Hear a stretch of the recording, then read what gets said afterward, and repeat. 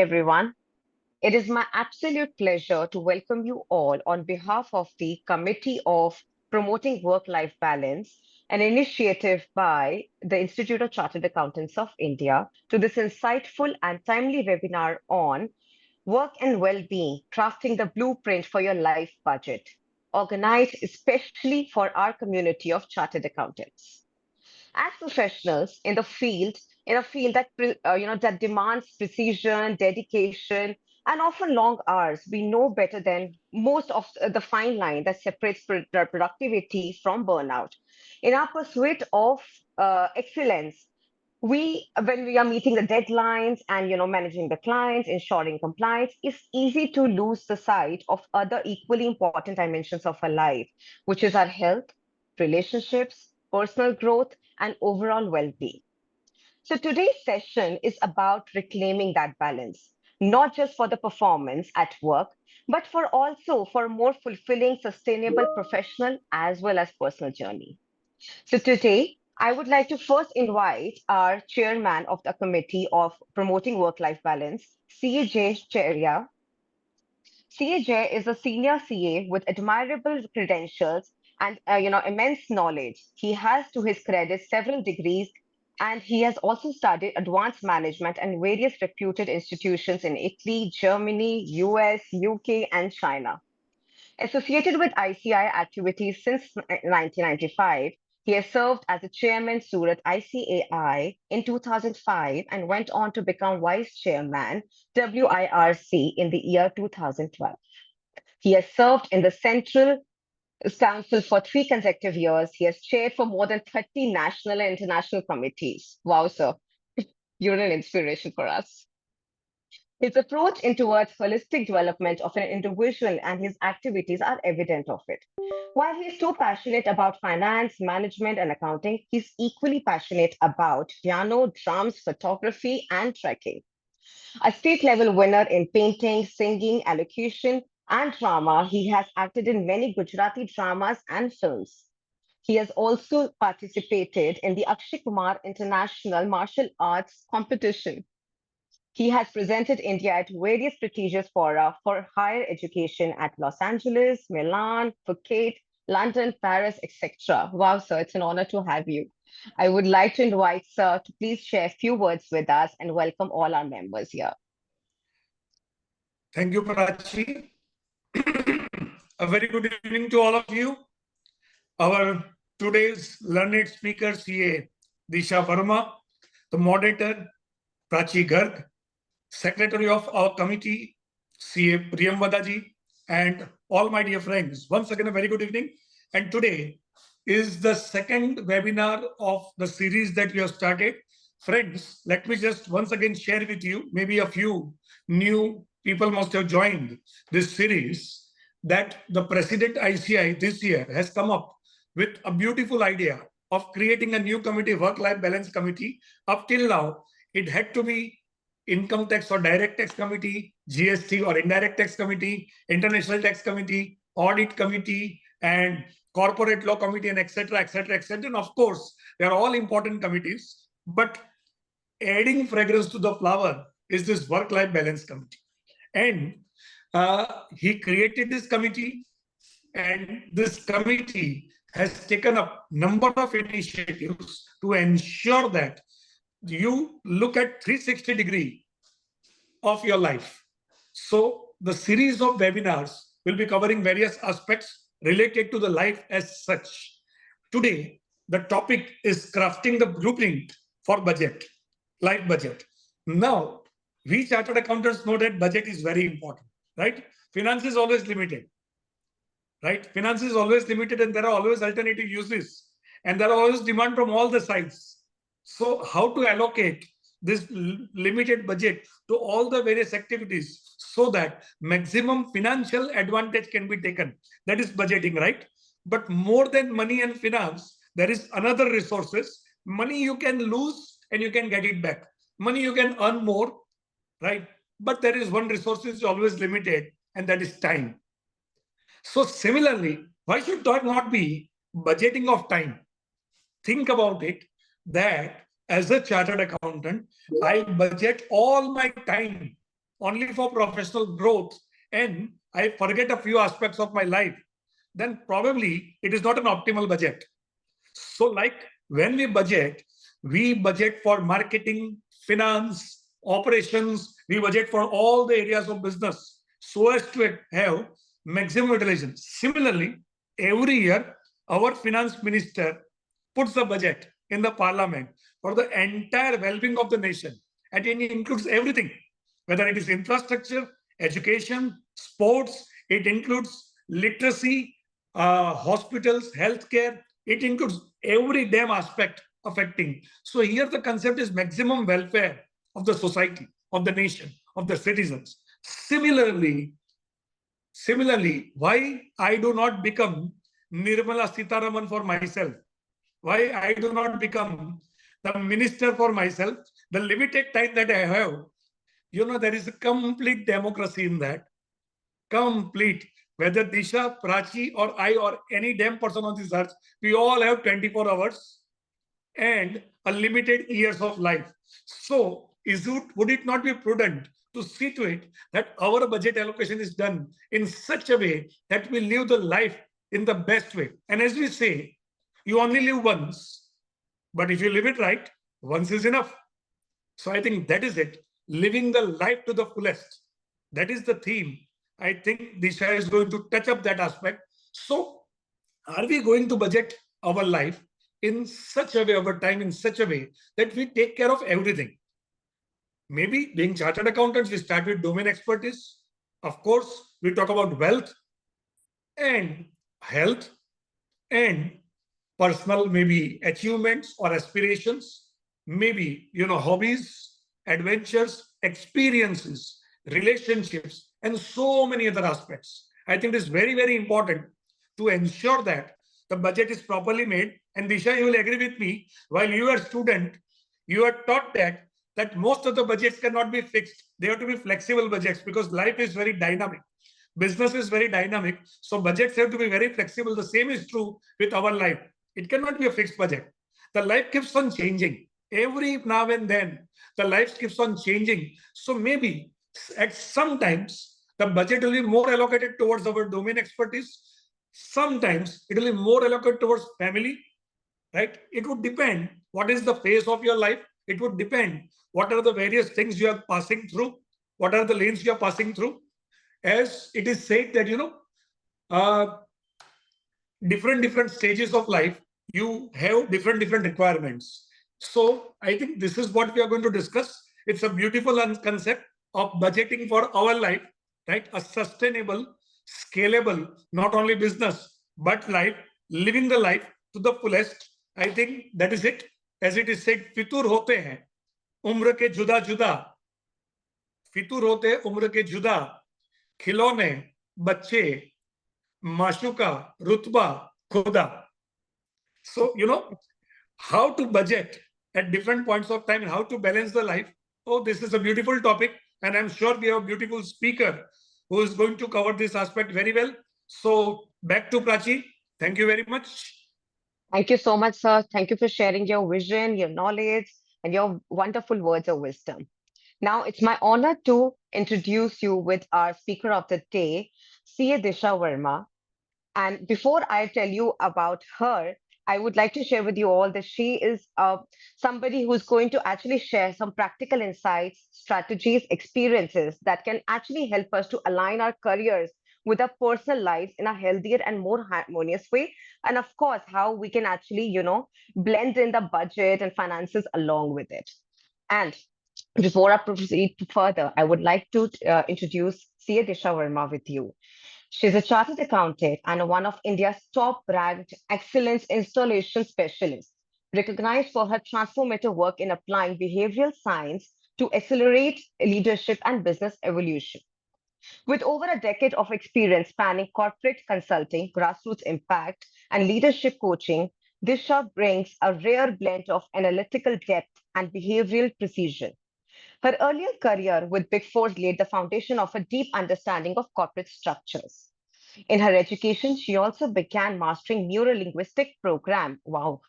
excellence, installation technology, and science of behavioral patterns and evolution under the mentorship of global pioneers. Since then, Disha has worked with a wide range of individuals from business owners and corporate leaders to families, students, and even children in juvenile.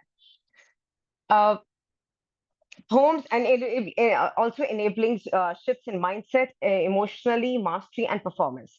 She has also co-led initiatives like Kutum and Kutum Nomads, where she had designed immersive experience to evolve families and corporate individuals using travel and community as catalyst.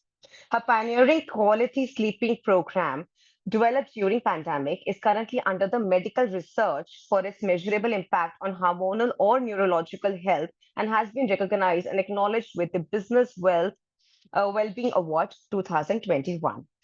Now, before, without wasting more time, without taking more Disha's time, I would like to welcome you all.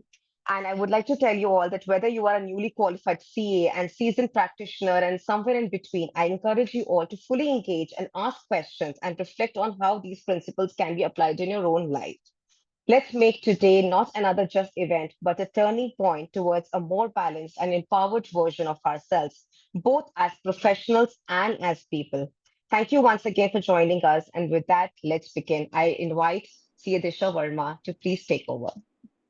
Thank you so much, Prachi.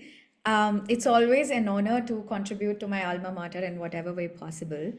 And I have a very, very ambitious and audacious goal for this entire session today. My intention is to pour my life experience of over a decade of providing consultations to people across industries, identifying their precise blind spots and limitations, and building capabilities in them to achieve their next league of success. I want to pour all of that into my next 80, 90 minutes. And I am going so big and ambitious because I believe every change that becomes permanent, it starts with that audacious intention. I mean, today, none of us would be able to fly if nobody at that point in time when it was thought impossible, if nobody would have dreamt that what if we can fly? What if humans can fly? And today that has shaped our entire transportation. Now, whatever I'm going to discuss today in my session, everything today is going, like Prachi mentioned, it's going to be as useful for an accomplished attendee as it is going to be for a beginner, for a totally new chartered accountant, for success, for their life success.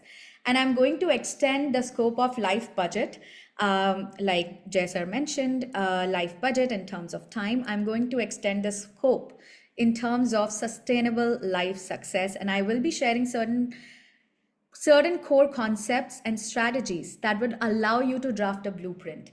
And in order for you to be able to draft this blueprint for yourself that is personalized to you, I want you to be ready with a paper and pen.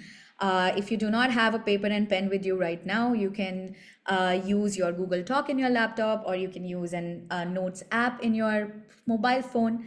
But be prepared to answer certain questions which will ultimately lead to a solid blueprint, solid pathway to your sustainable success.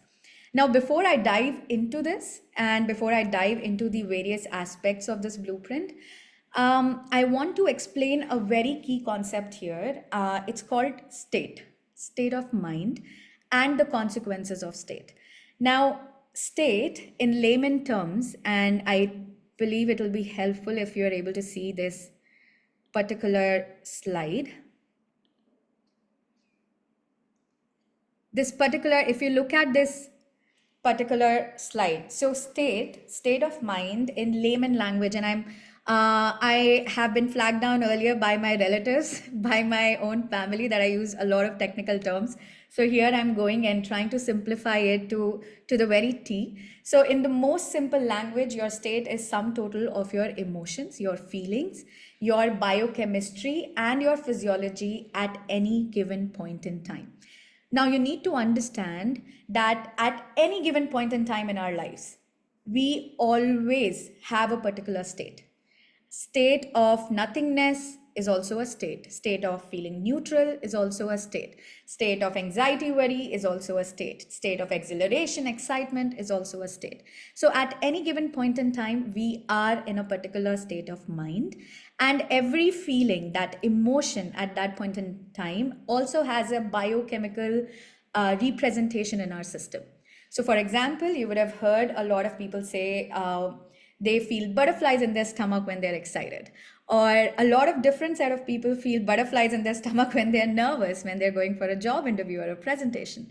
Now, when they are not actual butterflies in their stomach, it's the physical representation, it's the biochemistry, internal biochemistry of their body at that point in time when they're feeling nervous or excited, right? And it also follows with the physiology. Now, what do I mean by physiology? You cannot, a person who is looking like this and smiling wide cannot be feeling depressed in that moment, right?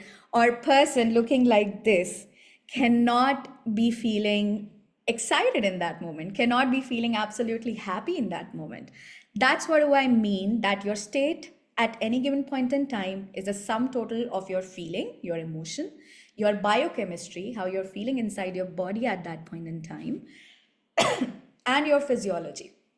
Now, why is this concept even important?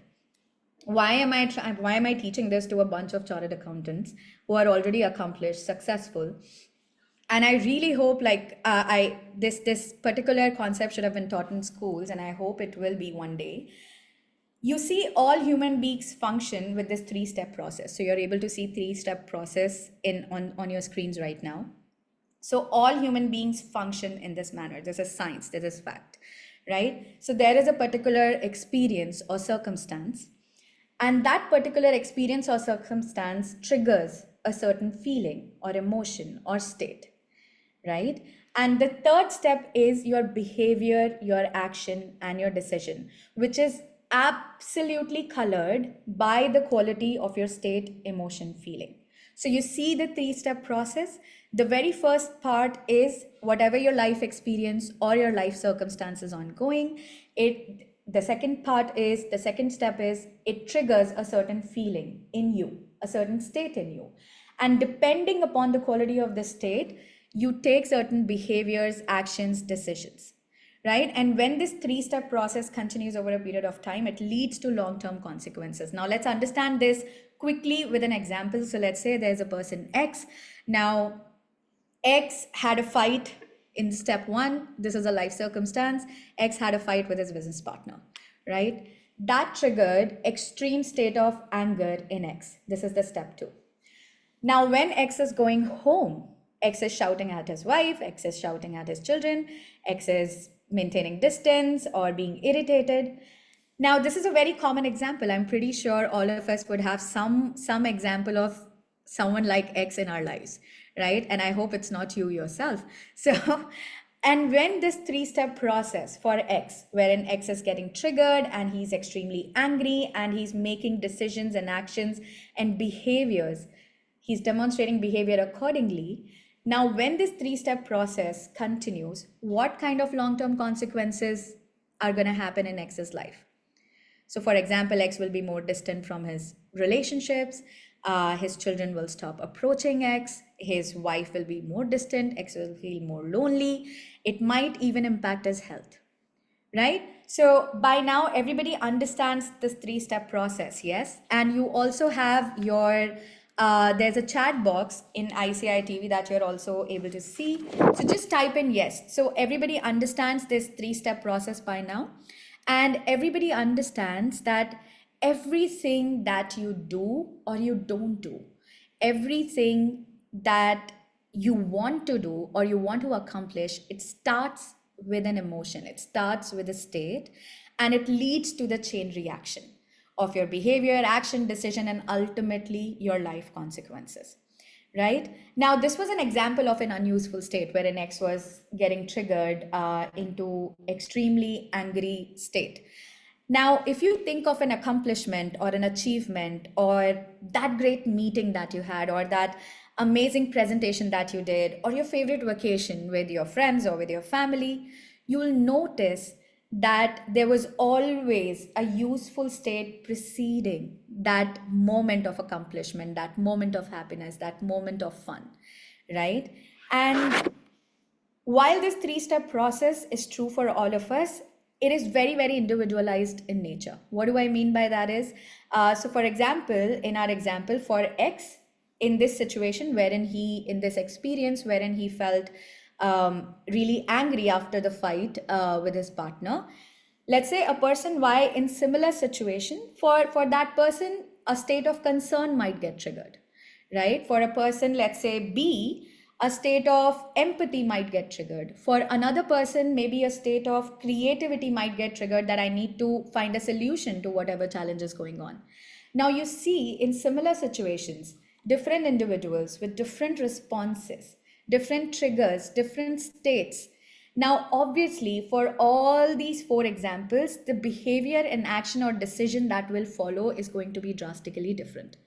And as a result of this, when this three-step process will continue over a period of time, let's say 6 months, all four of them will create very different long-term life consequences in their lives, right? And for all three people, the quality of their actions, their behaviors will be very, very different from each other. And ultimately, their life consequences will be very, very different from each other. And one more aspect, you see, I'm not using the word good state or bad state, or good emotion or bad emotion, right? I'm using the word useful, I'm using the word unuseful, I'm using the word resourceful or unresourceful.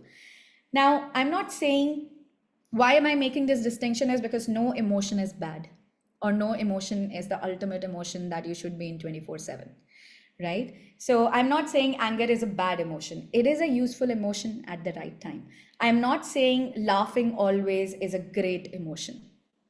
Imagine if somebody is laughing 24/7 and that person is attending somebody's funeral and that person is laughing. Obviously, that person will come across as crazy, right? So every emotion at the right time is useful state, useful emotion that leads to useful behavior or action or decision.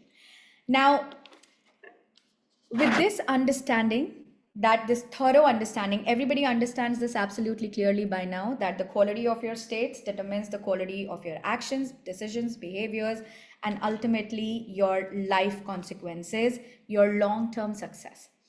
Now, what do I mean by long-term success? Why am I even using the word long-term success? Success is success, right? But I differ here slightly. There is two types of success. Now, there is a success that comes at a cost of compromises, cost of sacrifices. And then there is sustainable success. What do I mean by this? So there are four broad aspects of success, right? Sustainable, successful life. There are four broad aspects, like Prachi also mentioned while introducing. So definitely, number one, everybody's aware of this: career, whatever your practice, your business, your job. The second one, your relationships. And when I'm saying relationships, I'm talking about your entire ecosystem, which means from every single person that you come across, whether it's in your work, it's in your personal life, at home, people who help you, who support you, everybody. So all of them together, this is one aspect of life. And the third one is your health, right? Everybody's aware, which is very popular these days, it's trending. So especially your food, your movement, your sleep. And the fourth one is your personal genius or your personal excellence. Now, while first three are relatively known, popular aspects that people pursue, this personal genius and personal excellence is this aspect that most successful people are automatically doing, whether they are aware of it or not. And this is the part that drives them. This is the area that allows them to build the impact that makes them successful, right? Now, sustainable success is a success that allows you to build a legacy, that allows you to do something so meaningful and impactful for your generations to come. That is the definition of sustainable success. And when success comes at a cost of missing out on any one of or more of these circles. So I have you see this particular chart. I hope everybody is seeing this particular chart. It's a Venn diagram. And if any of these circles is missing, that success that comes at a cost of missing any one or more of these circles, that is the kind of success that is usually short-lived. The success that comes at a cost it is short-lived, at it as it usually results in massive burnout or even health conditions a lot of times. And true sustainable success that leads to legacy and generational impact, it integrates all these four circles, all these four aspects that you're seeing on your screen right now. And if you have a paper and pen, I would recommend you to actually draw it like this, make a note of this. You will be answering a lot of aspects, a lot of questions in all of these circles for yourself. And the most important thing to understand here is that each and every circle that you see, it is contributing to the other circles. So it's not a chain of circles. It's not a chain that one, okay, now I have accomplished career, let me focus on relationships. Or I've done one, let me do second now. It is not a chain. It is impacting everything at the same time. So you will see the circle of career is contributing. It is part of circle of relationship, health, personal genius. And similarly, all the other circles are also part of each and every circles. They are integrated together. They are deeply merged with each other, right? And that sweet spot that you get in between, when all these circles are successfully integrated and merged, and the sweet spot that you get in between, that is what is called as integrated sustainable success. Also, I've written here long-term success, right? Wherein impact of each circle flows into the other circles simultaneously. So I'll give you an example of Ariana Huffington, founder of Huffington Post. Everybody knows her. She's a billionaire by now. Now, she paid great attention to her career and even her personal genius. She was brilliant at what she did. Now, while she was doing that, she actively compromised on her health, her sleep primarily, her nourishment, and she did not pay attention to her rest. She literally collapsed one day. She actually fainted. It's not metaphorical, she actually physically fainted. And imagine how many signs of fatigue, low energy, or how many signs of feeling foggy she would have missed out on before her body finally collapsed out of burnout, right? And that became her wake up call, by the way. She actually actively stepped down from the position of CEO after collapsing. Now, imagine if there is a person in a hypothetical scenario, imagine if she still would have continued, like she collapsed, she got over it, and she still would have continued with the same old lifestyle, wherein she is actively compromising on her health. What life consequences do you think it would have led to? Obviously, the bigger impact on her health, she would have lost her career too ultimately. And that's the key to short-lived success. It actually makes you miss out on the very aspect that you're going for, because if she does not have adequate health, how is she gonna give in to the demands of her demanding career? I hope my connection was all right there, Prachi. Super. Yeah. So if she would have continued to compromise on her health, she would have lost her career ultimately that she was going after in the first place. That is short-lived success. And it doesn't sustain, it actually is the sign of a downfall. Now, alternatively, I've also seen people who earnestly prioritize their family, their relationships, or their fitness as well, but they completely miss out on the success of career aspect. I have also seen these people, they usually suffer from financial insecurity or lack of identity or self-esteem or lack of independence or lack of overall drive in life, right? And I have also worked with a lot of people in their 60s and 70s who have financial security in place, who have decent relationships, who have decent health, but they never paid attention to their personal genius, personal excellence. They just went to work, earned enough, they paid attention to their family, they paid attention to their health. But once they retire, then what is the purpose? Then what is the impact? What is the drive in their life? Because they never paid attention to this fourth quadrant. That's why after retirement, a lot of people in that age, they start counting days instead of doing something resourceful, something useful with the gift of time that they now have. So any successful person around you that you see will always be pursuing success in all these aspects together.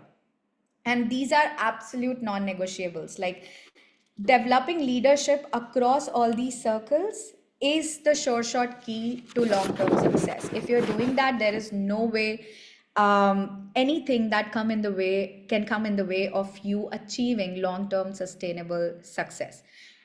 That middle sweet spot that you see right there in this diagram, in this Venn diagram. A very popular example of sustainable success is Satya Nadella, for example. Now, he is someone who openly talks about, obviously, I don't need to share how incredible he is at what he does. He is brilliant at his job. But he openly also shares about how his bond, his connection with his child has shaped up the league of leadership that he's able to demonstrate at work, how it has contributed. It's actually a cornerstone of him leading the entire industry. And alongside, he pays attention to health as well. And there are numerous such successful examples, including ex-president Barack Obama, who always prioritized working out, his time with his wife, with his children. And he obviously went on and created world impact, and still continuing to. Now, for your personalized blueprint, let's look at all these circles, all these four aspects in detail and assess, are you on your path to success across all four? And determine what are some of the blind spots, maybe which were not in your radar as yet. Let's get them, let's identify, let's get them on spot right now. So let's start with your career, with the very first one, your career, business, job. Very, very important aspect for financial security, your abundance, your growth to build assets and wealth. And as CAs, as accomplished professionals, recognized professionals, I believe we get a bit of a head start in the circle already, right? Now, we learn to work hard, we learn to be resilient, we learn to give outcomes, give results. We learn to commit to deadlines right from our foundational exam. Like we learn how to do a lot of hard work right from the very beginning. But any hard work becomes painful if there is no meaning attached to it. So, what do I mean by that is, whether your career is meaningful or not, to assess this, there are three aspects that make any career meaningful. Whether you feel satisfied with your career or with your career growth. I want you to look at these three aspects. So, number one is your relationship between reward and efforts. Now, this is, as CAs, this is innate in us, right? We understand cost benefit analysis, we understand reward to efforts ratio. And the second aspect, very important aspect of a meaningful career, is complexity of the work that you're doing. It means whether the work you're doing is engaging your mind and imagination or not. Is it inspiring enough? Is it mentally stimulating enough? So that is the second part, complexity. Third part is autonomy. It means whether are you at a stage in your career wherein you are responsible for the quality decisions about your career, about the growth and directions of your role and your growth. Right? Now, these are the three main aspects of a meaningful career. And like I said, as CAs, we already have a head start in most of these.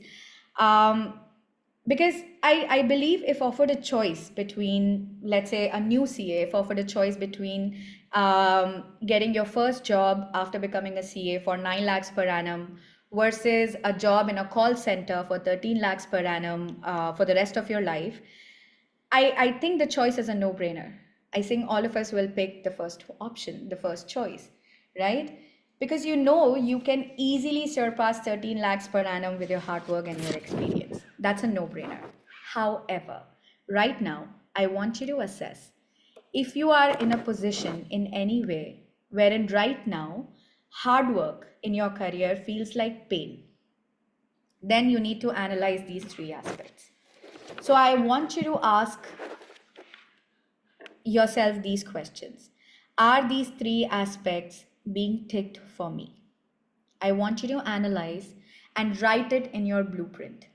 Are these three aspects of meaningful career being ticked for me? Is my career meaningful across all these three aspects? In terms of efforts and rewards, in terms of complexity of work, in terms of autonomy, right? And if if there is no, if you feel that some part of it needs attention, write that in your blueprint. So for example, if you feel the complexity of work needs attention, if you've written no in terms of complexity of work, then I will tell you what to do next. But for now, just write which part is taken care of. Do you feel your efforts to rewards ratio is great, your complexity is good, you enjoy doing your work, and you have the autonomy, you have the responsibility to direct your role?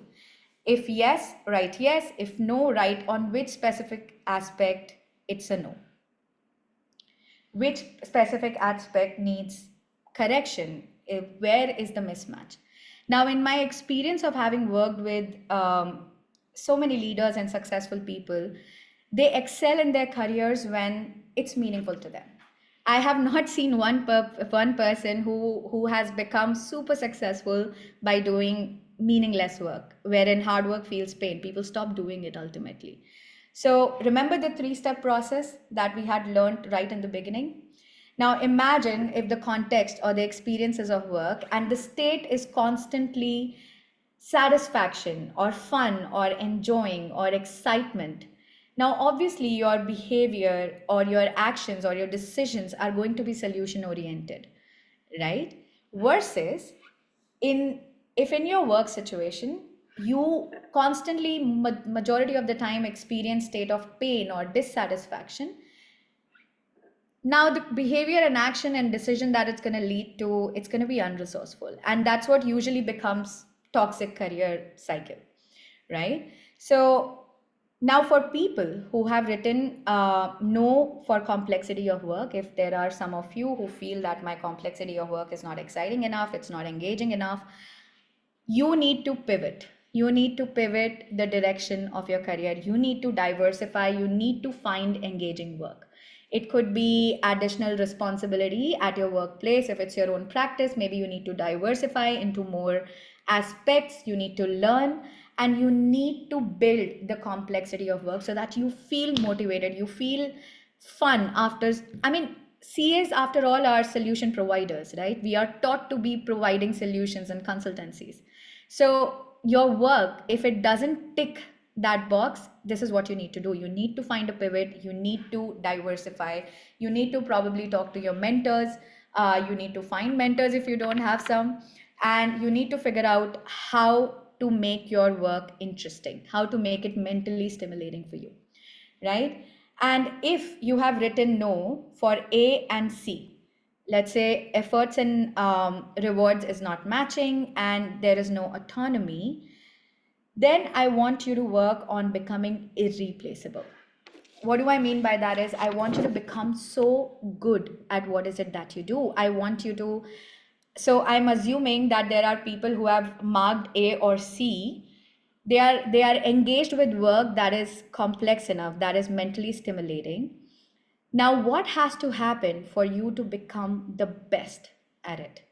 Now, when you become the best at your work, that's when you become irreplaceable in your role, in your work.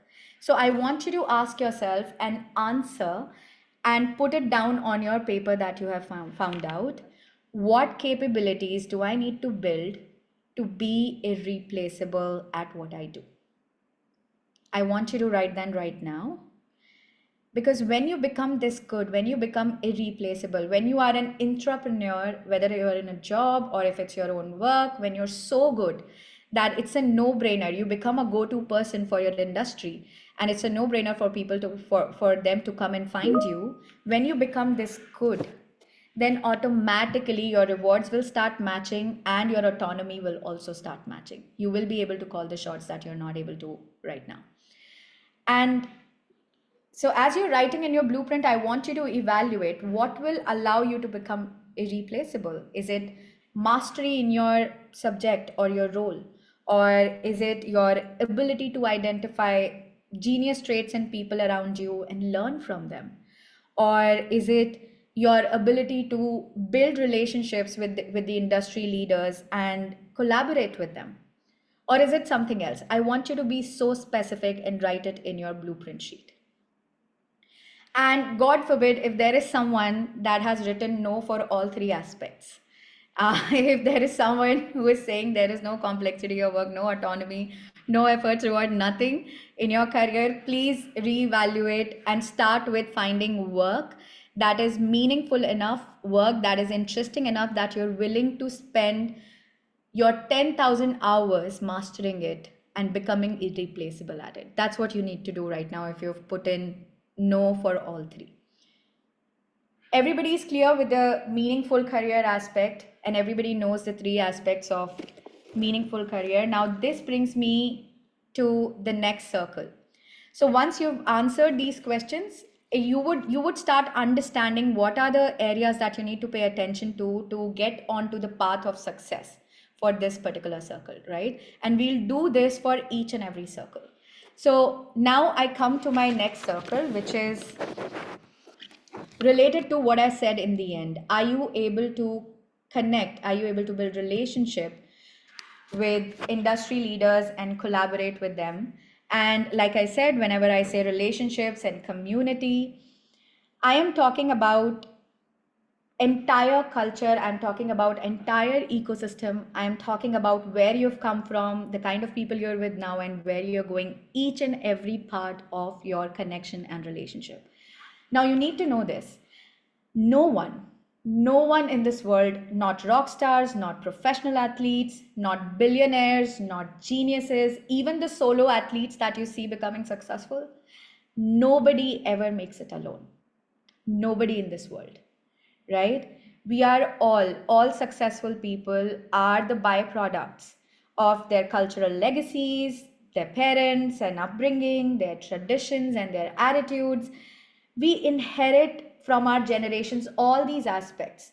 And whatever we have inherited, it plays major role in being successful, right? So your background impacts your personality, your practical intelligence, your skills like communication, your negotiation, your manners, norms, thinking, etc., until and unless someone specifically pays attention to these skills and develops them. We all develop these skills to whatever level according to our life experiences and according to our ecosystem.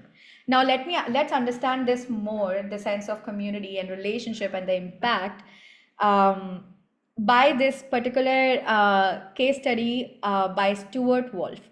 Now Stuart Wolf, he was a physician and a medical professor and a very celebrated one in 1950s. And in 1950s in US, heart attacks were an epidemic, right? And the leading cause of death in men under the age of 65. And while Wolf was usually busy with his seminars and webinars to help people understand the causes of heart attacks, etc., he met one doctor and he told him about a small town in US called Rosito back then, right? And he told Wolf, you know what? There is rarely anybody in the small town of Rosito that dies of heart disease under the age of 65. Now, Wolf was obviously he could not believe it, and he had to do his own study to believe what he was being told. So he built a team of his students and fellow doctors, and he went to Rosito to study the population and their medical records. And what he found out was astonishing. The results were crazy.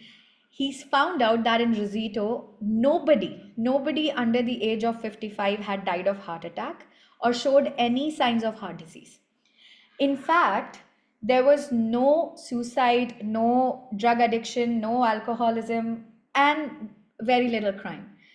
Now, people from Rosito were largely dying whenever they were dying, just from old age. That's it. And this was an anomaly in that point in time. And so they started thinking, what must be true? What must be happening in Rosito that people are so healthy? So the first thought, as it would occur to any one of us, so Wolf's first thought was maybe they follow some like magical diet practices, or maybe they are healthier because some recipes passed down in their tradition or something like that. But when he studied their diets, he found out that 41% of their diet was consisting of fats. 41% of their calories came from fat only. And in fact, these people were actually obese. People living in Rosito were obese, and Nobody in Rosito got up to do yoga in the morning or running in the morning either. Right now, Wolf was again confused, so he thought like, okay, if it's not diet and exercise, then maybe they are genetically blessed. Right? That is our instinct as well, to think, oh, if someone is doing brilliantly with their health, they must be genetically blessed. Right? Now, to prove this theory of genetics, he tracked down relatives of the people living in Rosito who were living outside in different towns in US. So he tracked out those relatives, and he found out when he studied their medical records and he worked with them, that they didn't share the same remarkable good health. They were falling sick very often. And this was another dead end. Like, he could not understand what is happening. So it's not genetics, it's not healthy diets, it's not healthy lifestyle. So his next guess was, maybe it's something in the air. Maybe they don't have pollution, maybe it's the air quality, maybe it's the environment quality, maybe it's extraordinarily good, and that's why these people have such good health. So he studied two neighboring towns of Rosito. And what he found out was that neighboring towns of Rosito, people in those neighboring towns were their rate of heart health and heart attacks was actually, heart diseases and heart attacks was actually 3 times that of Rosito.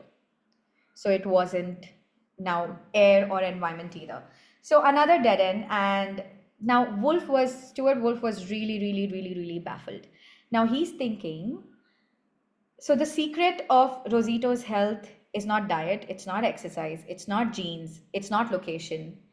So he realized at one point that it had to be Rosito itself. And then he finally figured out why. So he started observing how the people of Rosito, they visited one another, they stopped to chat with one another while working, they lived together. He observed and studied in depth their social structure and ethics that protected them from pressure of modern world. Now imagine, this is his finding, right? And he studied it, he proved it. Now when Stuart Wolf presented his findings to medical community, imagine the kind of skepticism he faced. Now his peers were presenting these nice long rows of data and complex charts and depicting new pills and new medication and new treatments. And Wolf and his team here, they were talking instead about the mysterious and magical benefits of people stopping to talk to one another on the street and having like 3 generations living together under the same roof. Now they had to convince the medical establishment to think. With their studies, with their results, they managed to do that. They managed to convince the medical establishment to think about how heart attacks and health um, were not just about that specific individual's habits. They had to get them to realize that they would not be able to understand why someone was healthy if all they did was think about that person's personal choices and actions in isolation. They had to study, they had to look beyond the individual, they had to look and understand the culture that those people were coming from. And that's what he accomplished. Now, that's true for all successful people as well, right? Now, irrespective of our talent and hard work, we need to know that the values of the world we live in and the people we surround ourselves with is going to impact us multiple folds, whether we like it or not, right? And these people, their values, whether our family, outside of our family, people in our work culture, they have a profound impact on who we are and the kind of abilities we are able to build, right? And the world that you live in, your family, your friends, like I said, people that you surround yourselves with, your ecosystem will play a major, major role in your success, besides, in addition to your talent and hard work. And that's also true for your future generations, by the way, right? And that's how the quality of your relationships, it impacts the quality of your success, your long-term success, right? So I want you to ask these questions to yourself to see how are you doing in terms of this circle, where are you at right now. So I want you to ask yourself, am I spending enough quality time with my people? And when I'm saying quality, I just mean high quality. I'm not commenting on quantity, right? Am I spending enough quality time with my people, with my spouse, with my friends, with my children, with my parents, whoever is it that you consider your people, right? I want you to answer this and write it in your blueprint. Are you happy? Are you satisfied with the kind of quality time you're spending with your people? And if no, just write it there that it needs attention. Go ahead, put it in your blueprint. And the second question I want you to ask yourself is, what am I doing to enhance my relationship with my boss, my peers, team that I lead, or team that I'm part of on regular basis? Now, a lot of people think if my relationship at home are great, it's okay if my relationship at work are horrible. It is not, right? You spend majority part of your day at work, in fact. So if your relationship with your boss, with your peers, with your teammates, with people that you're facing on daily basis is not enhancing on regular basis, that means it needs attention. This particular area need attention. So what do I mean by that is, and this is true for all your relationships across, when you are not doing something to build your relationship with any person, whether at work or in personal life or in family, etc., when you're not doing anything to build your relationship, it is going downhill. You need to understand this very, very clearly. Whenever anything is not going uphill, in terms of your relationship, in terms of your growth, in terms of your career, if anything is not going uphill, it is going downhill. There is nothing called as stagnancy. There is nothing called as mid ground. It's just that it goes when you are not doing anything to improve your relationships or improve your various aspects. The downhill path is so gradual and so slow that you are only able to see how far you've come down over the period of years. Like that metaphor, like that analogy of frog. You know how they killed frogs? It's a very popular analogy and everybody knows it. They put a frog in a normal temperature water and they increase the temperature of the water little by little, and in an hour or two frog actually dies because frog continues to adjust to the new temperature, new reality. It continues to adjust to the new temperature. It doesn't even realize when it dies. Now when you are not working on growing your relationships across, and you need, and your community, your entire ecosystem is right from starting from your house help to your boss, everybody in the middle, right? They have an impact on you. If you think otherwise, I invite you to rethink that. And if you're not doing anything to grow your connection with them, it is going downhill. There is no two way about it. Nothing ever stays stagnant. So what am I doing to enhance my relationship with my boss, my peers, my teammates on regular basis? I want you to answer that as well. In your, if you are your own boss, then what are you doing for your teammates, for your peers? Write that, whatever is applicable to you, personalize it to you and analyze in your blueprint and write that. What are you doing to enhance it? Or have you not done anything? Does it need improvement? Write that if it needs attention. And the third, another very important question, where do I find mentors who can help me learn and achieve success faster? So all super successful people, they have mentors. They have successful mentors. Nobody makes it on their own and nobody makes it without mentors.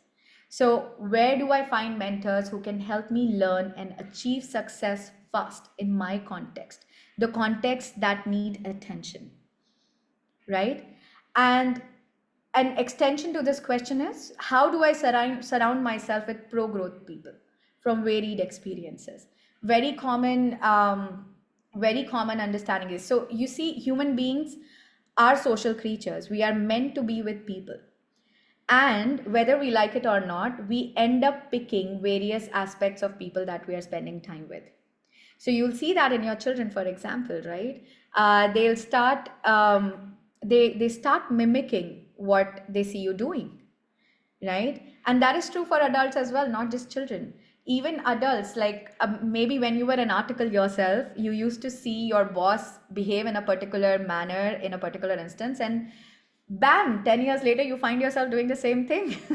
So whether good or bad, I'm not commenting on that, but people around you have an impact on your learnings, on your growth, on what you understand of life and of all the circles that we are talking about. So where and how do you find people who are pro growth and from varied life experiences? Because when you meet people from varied life experiences, maybe you can become part of different communities.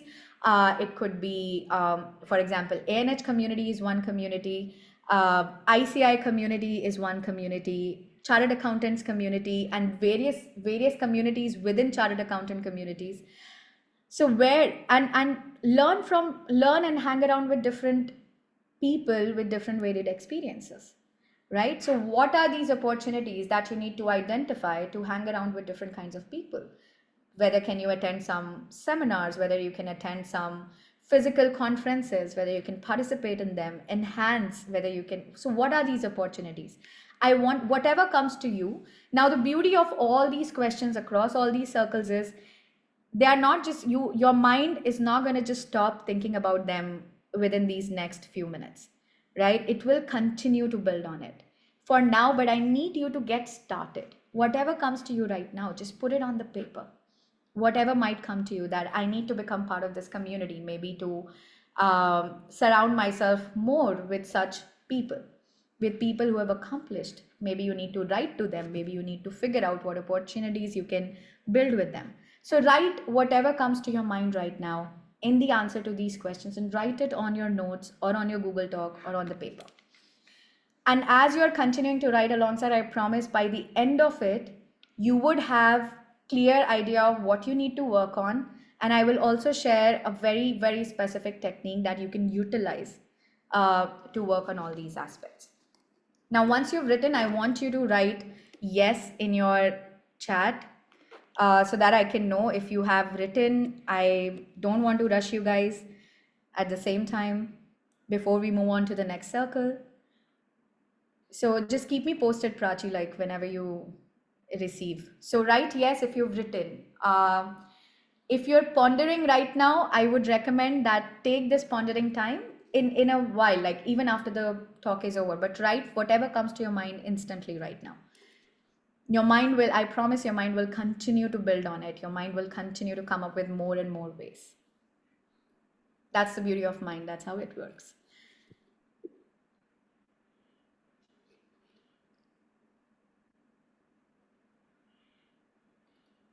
So it's actually a three-way process for me to understand whether you guys have written or not. But it comes to the tech support, and then tech support copy paste it to the Yes.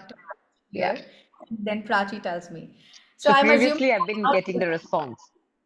superb. For So everything else, I've been getting good response. superb. So continue to write it, and you will continue even afterwards. For now, I will move on to the next circle because we also have constraint of time right now. Yeah. I'll move on to the next circle, which is health. Now, this is one of the most glorified circles.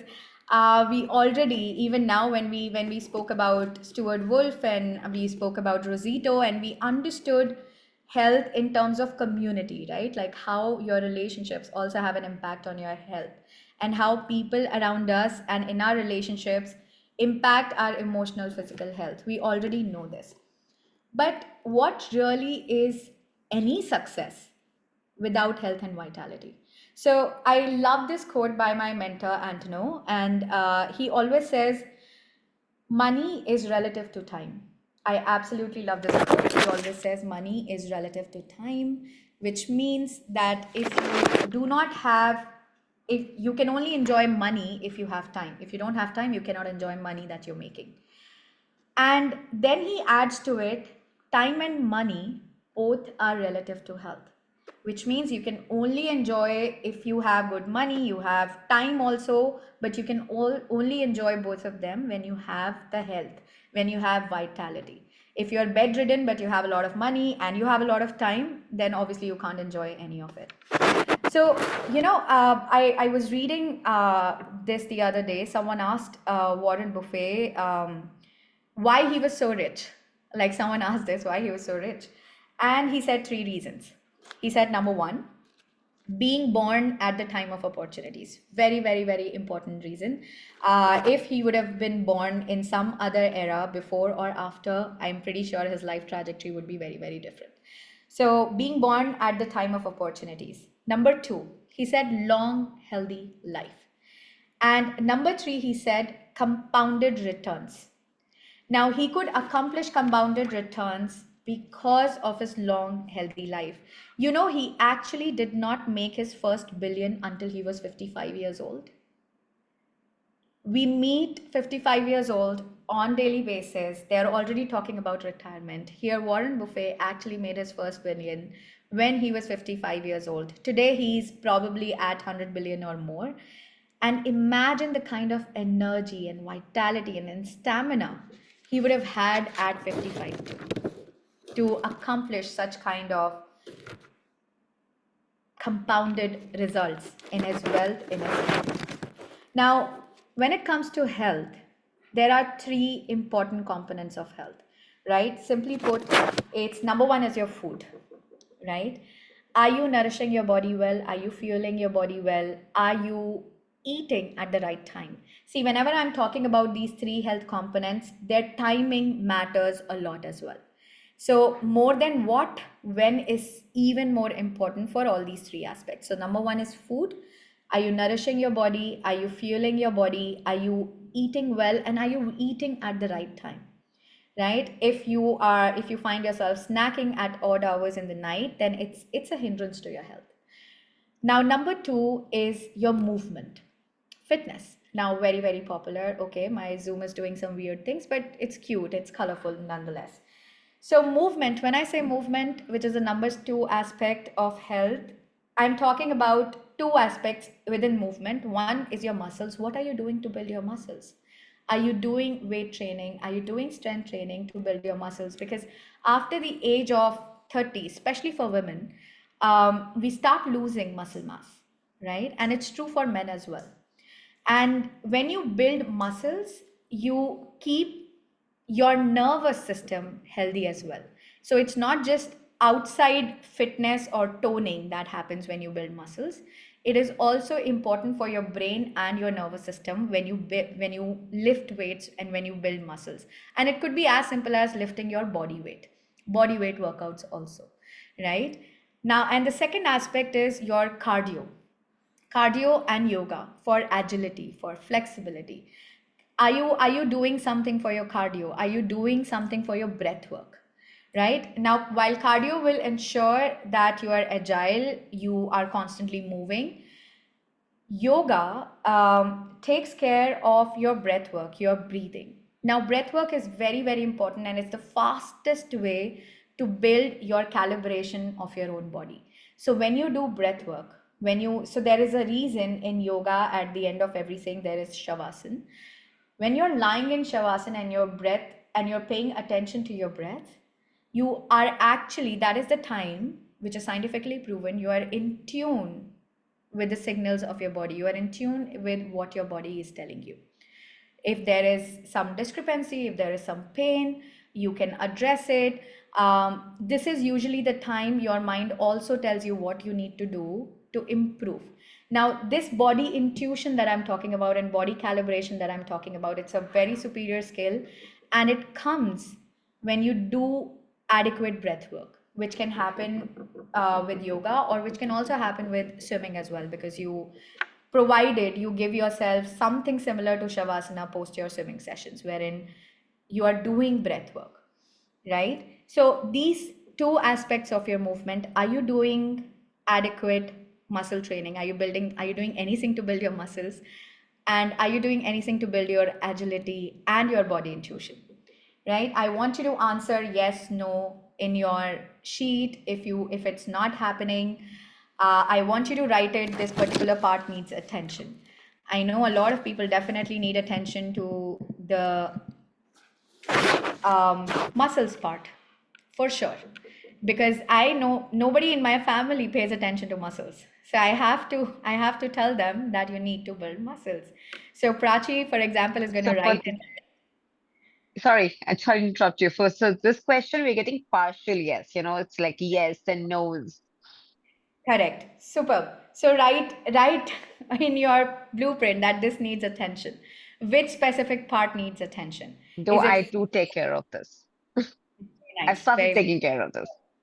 so, and it shows. So, Yeah. right, which part needs attention? Is it muscles? Is it cardio? Is it yoga? Or is it food? I'm not nourishing myself adequately. I become greedy when I see a gulab jamun, or I become greedy when I see a samosa all the time. Now, once in a while, guys, it's important to know everything in health. If you're able to follow 85% of times, it is very, very good, right? You got to cut yourself slack for that 15%, 10%, and that is fine, right? But are you able to follow it 85% of the times? Now, you would have written that by now. Now, imagine if tomorrow you get this notification everywhere that there is an amazing breakthrough. Scientists have discovered a revolutionary new treatment that makes you young, it enhances your memory, it makes you more creative, it makes you look attractive, it makes you look slim and lowers your food cravings, it protects you from chronic diseases, it like cancer and dementia, it wards off colds and flu, and it prevents risk of heart attack and stroke, not to mention diabetes. And you'll also be happier, depressed, and less anxious in life in generally. Would you be interested in this revolutionary new treatment? I see Prachi nodding yes, and I'm assuming everybody attending this will be very, very interested. There is no such pill or treatment, but everything that I wrote here can be accomplished with high quality sleep. Guys, you need to understand there is just no alternative to sleep. If you so when I talk about food, there are various options. You can choose to get your nutrients from various options, there are substitutes. And when I'm saying substitutes in food, mind you, I'm not talking about supplements. Supplements are meant to support food. They are not meant to replace food, right? So you have all these permutations, combinations in food available. In working out, if you don't like a particular form of workout, you can always choose another one. But there is just no alternative to high quality sleep. And napping during the day is not an alternative to solid night sleep. It is absolutely important. So during COVID time, so like Prachi was sharing in my introduction, I won an award for quality sleep program. So during COVID times, obviously nobody was working at that point in time because everybody was reeling in the new reality, what is happening, and people were scared. And we were too busy taking care of our health, and I noticed that people around me, they were losing sleep. They were very fearful. They were, in fact, a lot of them fell sick as well. And a lot of them also, they would watch Netflix and mess their sleep even further, right? We have all seen such people around us. And that's when I decided to design this quality sleep program for my friends and family and people known to me, my clients at that point in time, for them and for my father, by the way, who's a diabetic. And I was really scared, like if he doesn't take care of his diabetes, maybe COVID would not might impact his health drastically. So that's when I designed this sleep program. And I worked with a lot of people. I eventually opened it for public, and we got some incredible results. Like people got over their migraines, people got over their hormonal imbalances, they got over their pains and aches in their bodies, which was medically not diagnosed with anything, and doctors were just telling them, oh, you need to stop taking stress, or you need to stop being anxious. So we got some incredible results to the point that doctors were interested to take this up for a research, and it's under research even right now as we speak. And now what I noticed, like there was, and let me tell you, actually this particular example of this young girl comes to my mind. She reached out to me during that time, and She was a CA final student. She did not know when her exams would happen next, and she was working with one of the big fours at that point in time. She was working from home, and she reached out to me and she said, "Can you teach me how to sleep only 2 hours twice a day instead of proper sleep at night?" So she was a CA final student. She had to do her own study. She had to do self study. She had to do her classes. She had to do her work office. And so her brilliant idea was, where can I find 26 hours out of 24 hours? And she decided, let me take out all that extra time from my sleep, right? And it's not her, that's actually what society had been doing for a really long time. That's why it led to a sleep epidemic right now. We are in the middle of sleep epidemic according to WHO right now, right? And this girl comes to me and asks me, can you help me with polyphasic sleep so that I can only sleep for 2 hours? And this girl at that point in time had the challenge of migraine, which would get triggered every single evening, and she had no idea how sleep was relevant in any way, and she wanted to eliminate sleep altogether so that she could make more time for her studies. Now, contrary to what she was expecting, I actually convinced her for 10 days only, why don't you try and sleep for at least 7 hours?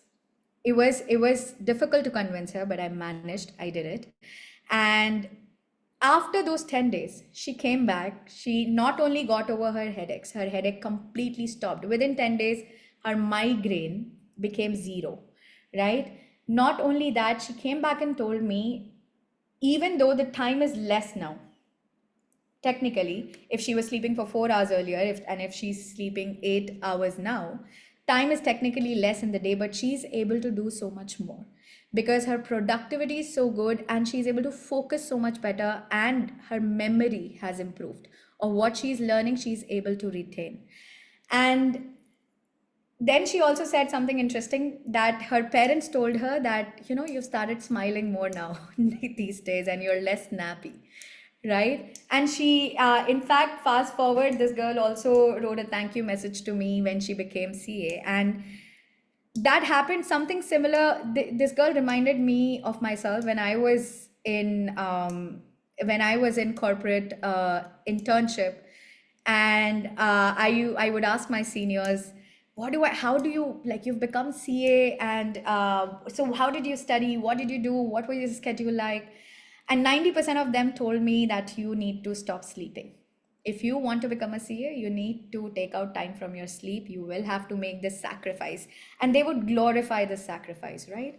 And they're not wrong in their own way, because that scientists used to believe that for the very long time. They did not understand the role of sleep until 20, 30 years ago, right? And thank God for me, back then, my father, who's also a CA, he told me, whenever you feel sleepy while studying, just go take a nap and then study. So my sleep, I have slept for 8 to 9 hours during my study time. And even during exams, I've always slept for 6 hours. And that allowed me to learn faster. And even the things that I could not revise during my exam days, somehow my brain would just recall those aspects while writing exams. Now that is the league of high quality sleep that you can build, and that is the league of benefits that you can get. Right now, like I already told you, like, sleep deprivation is an epidemic, and I'm pretty sure the reason I'm spending a slightly extra time on sleep, because very less awareness is around for sleep deprivation. So you need to know, this is what short-term sleep disruption leads to. It can lead to all these symptoms. And if your sleep has been disrupted for a really long time, for many, many years, it can also lead to immune diseases. It can lead to neurodegenerative diseases like dementia, Alzheimer's, chronic conditions, right?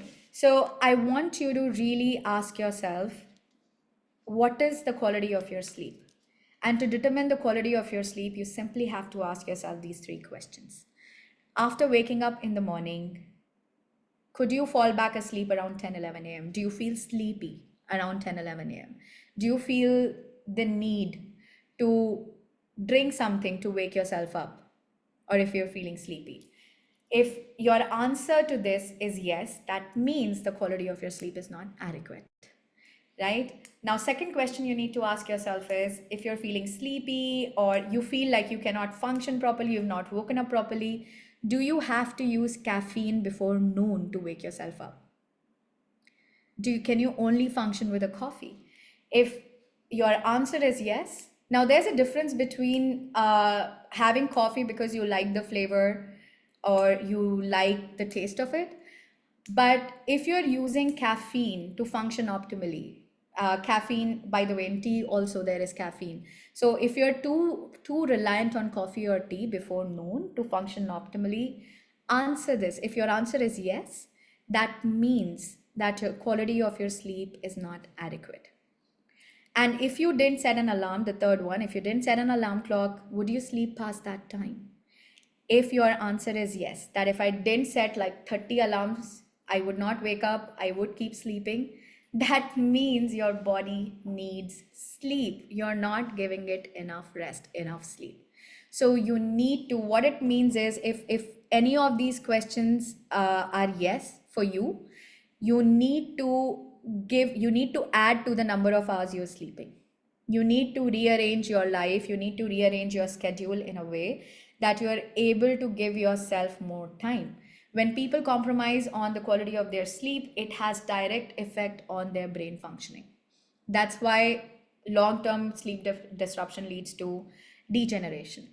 So guys, and there is just no alternative to this. And I am sharing this sleep toolkit. It's very simple, very micro changes that you can make in your daily life. Just take a quick screenshot of this. You can make these small changes and you can apply this in your life, and it would enhance the quality of your sleep. And the quality of sleep is not an alternative to the quantity. What do I mean by that is, I sleep deep, I sleep well, but then I disrupt my sleep by only sleeping for 4 hours. That is not going to work, right? If your body needs 8 hours of sleep, it needs 8 hours of sleep. You cannot push yourself to do, you cannot push your body to function otherwise, right? I meet a lot of people on regular basis, and these are successful people, smart people, intelligent people, because they do not understand sleep as yet, and they often ask me these questions: can I sleep for 4 hours only, high quality but 4 only? No. If your body requires 8 hours, if you answered yes to any of those questions, then it is 8 hours. There is no alternative to it. Simple, period. Okay, so I hope everybody's taken a screenshot of this. I am not going to go in the detail of this sleep toolkit. I only see one thing. In the second point, it says exercise for at least 20 minutes every day and gap of at least 2 to 3 hours between exercise and bedtime. So I think this, for some reason, it doesn't reflect 2 to 3 hours here. So take a screenshot, make these micro changes, start with a couple of changes at a time, but sustain these changes and enhance, prioritize your sleep. Very, very, very, very important. And by now I have in your blueprint, I hope in your blueprint you would have written what areas in terms of your health need attention, what is already good, whether it's food, it's movement, or it's sleep. And even like I said in the beginning, even if you're able to follow all these aspects to 85% of efficiency, that is good enough, guys. That is great. That is superb. So 10 to 15% of the times life will happen. There will be some family event and you would compromise on your sleep, and that's okay. That's fun. That's the beauty of being human, right? But that 85% is non-negotiable. There is no other alternative to taking care of your health. And if there are some aspects which are not 85% efficient, then you need to mention like what are these aspects that you need to pay attention to. Now with that, I hope everybody's taken a screenshot. I can share it later as well. I would want to move on to the next aspect of the last circle, and obviously not at all the least. It's personal genius and personal excellence. Now, this particular circle, it keeps your brain young. it nurtures the drive in you. um, Before I explain this more, let me explain this particular concept called neuroplasticity, also called as neural plasticity. Right now, in ancient times, in the past, now I'm saying the word ancient because that's how outdated this ideology and this understanding is. But actually, it was not so ancient. It was only a couple of decades ago. So, until a couple of decades ago, science believed when you physically stopped growing, your brain stopped growing too and remained as is for the rest of your life. That's what science used to formally believe until a couple of decades ago. And so it was like if once you are 18 or so, you could not change your intelligence. It would remain whatever you have developed till 18 because that's how long science believed it took you to grow physically. And after 18, your brain would stay as is. You won't be able to change your intelligence. You couldn't change your emotional patterns, and that it would be much harder to learn new things. You probably can't do it if you want to learn a new language or a musical skill. You probably should have done it during childhood. That's what people used to believe. That's what science used to believe. That's what society ended up believing naturally, right? Now, the recent discovery, what science knows now is, and it's been proven by multiple studies over the years, over many decades now, a couple of decades now, by neuroscience, time and again, it's been proven. Now, science knows that your brain can actually change even in your 80s, provided you do what's required to build your brain. Now, think of your brain as this complex system of multiple neural pathways, right? And whenever you learn something, new neural pathways, new neurocortical pathways, they are developed. New synapses start, they are born, right? So the neuroplasticity, the concept of neuroplasticity, it actually challenges a very particular notion. So how many times have you heard people around you say, or maybe you found yourself saying things like, it's my core nature? Or you would have heard someone say, oh, I by nature I am an introvert, I can't go and network. Or you would have heard like, oh, learning as an adult is very difficult. I regret not doing this as a child, or I blame my parents for not putting me into a music class as a child. Now, neuroplasticity challenges exactly this, right? So, neuroplasticity, in a nutshell, it is your brain's and your nervous system's ability to change in response to life experience that you expose yourself to, in response to the learnings, irrespective of age. Now, although science has discovered this only a couple of decades ago, but Dr. John Grinder, who's the founder of neurolinguistic programming, he and Dr. Milton Erickson, whose work Dr. John Grinder actually modeled to build neurolinguistic programming, they both were working with people to change their internal patterns all these years, even before neuroplasticity as a word was not even invented. So it's like gravity. Gravity always existed, but Newton discovered it only later, right? So neuroplasticity, our brain's ability to change, always existed. And you'd see successful people implement neuroplasticity, whether they are aware of the technical term or not, right? And your brain superpower always existed. It's just that science became aware of it only a couple of decades ago. So now, how can you use neuroplasticity for yourself, right? How can you use this tool on demand? Now, this ability of your brain on demand. So you need to understand two aspects of it. So one, your plasticity starts with alertness. Again, coming back to remember the three-step process.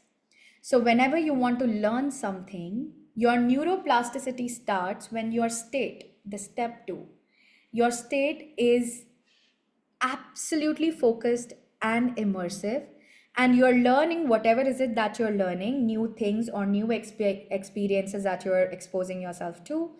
It is happening from that deep state of focus and immersion. So it's also called alertness, right? Now, plasticity starts with alertness. So these new things that there might be new things that you need to learn. It could be related to your profession, it could be related to your passion, it could be related to your relationship, some skills that you need to develop in terms of networking or building relationship with other people. It could be something for your health, some skill that you've been wanting to develop. It could be about mastering a sport. It could be anything under the sun, right?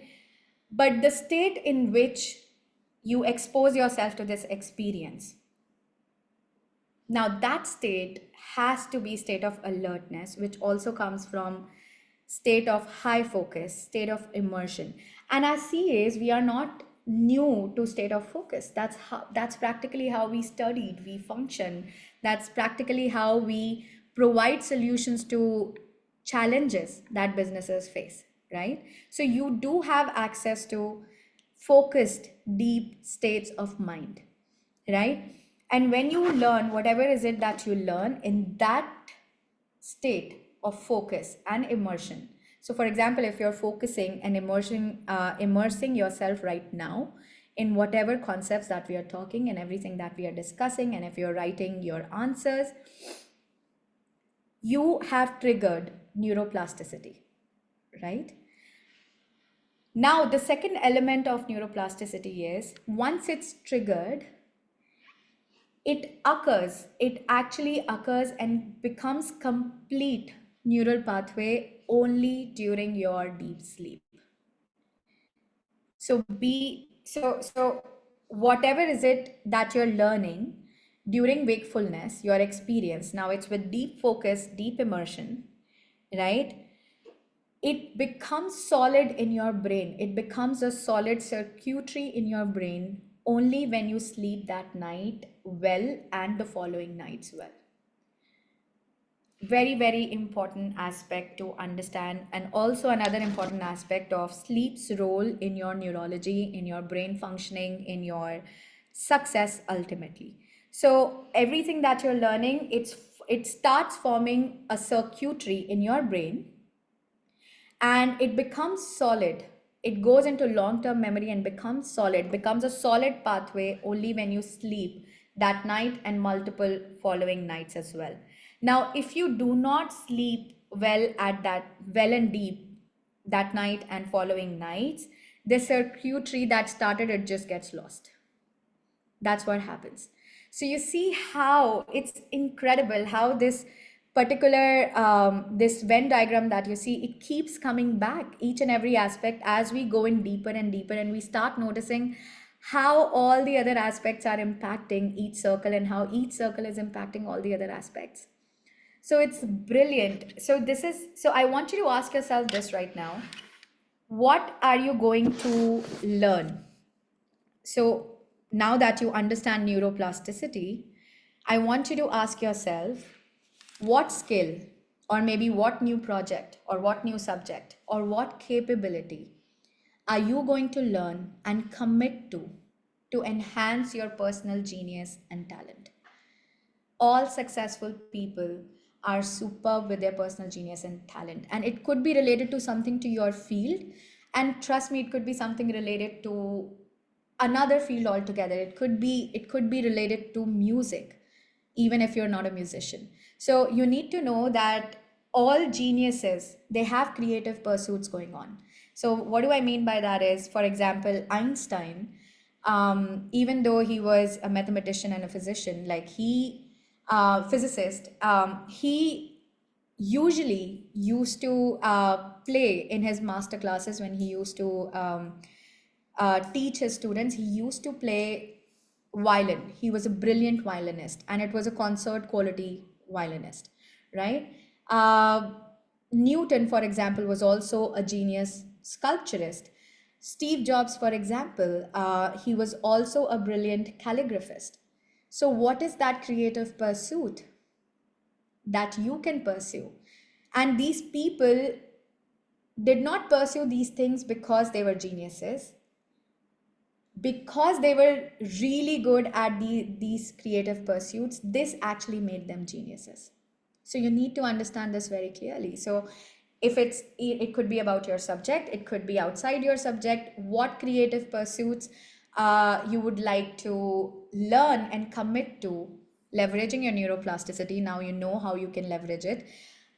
You need to pursue it, whatever is it that you're learning, for in that high performance, high focused, high immersed state. And then just make sure that you're sleeping well at night and the following nights. It's so simple and it's so genius at the same time. So, what is that skill, that project, that subject? It could be one, it could be many. Write it on your blueprint.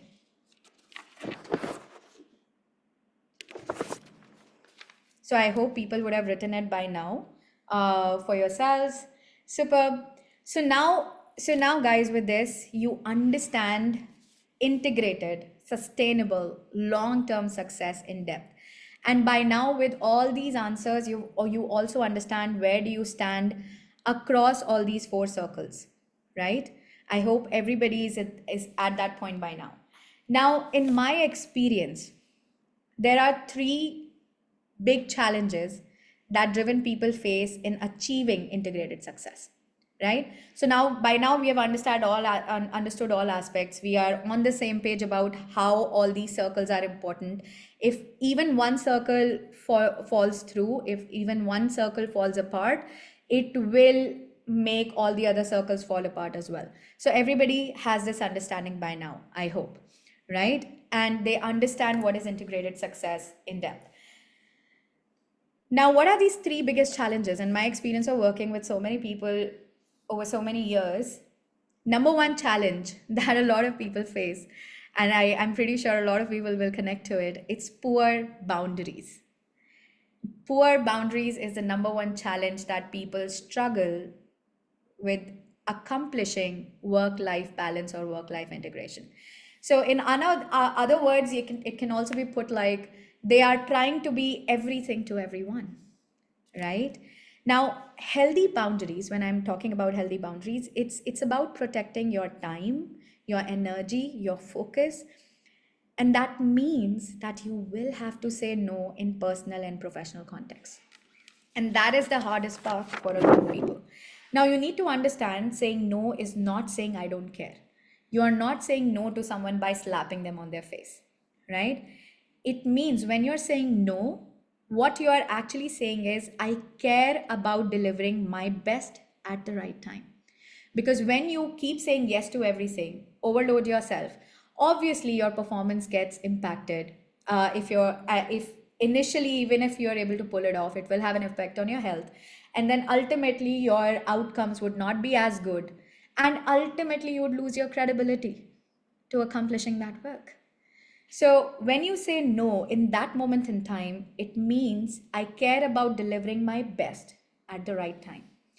And setting boundaries, I believe, is about a communication skill. It's about communicating adequately. It's not a fight, it's not a confrontation. You're not going to punch someone in the face and say no. It's not that at all. It's simple communication. Now, I'll help you with this communication. Now, first and foremost, I want you to ask yourself and write this on your paper.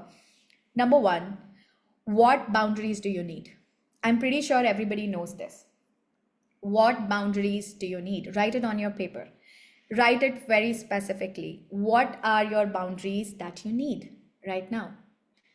So it could be, for example, it could be like no work calls after 8 p.m.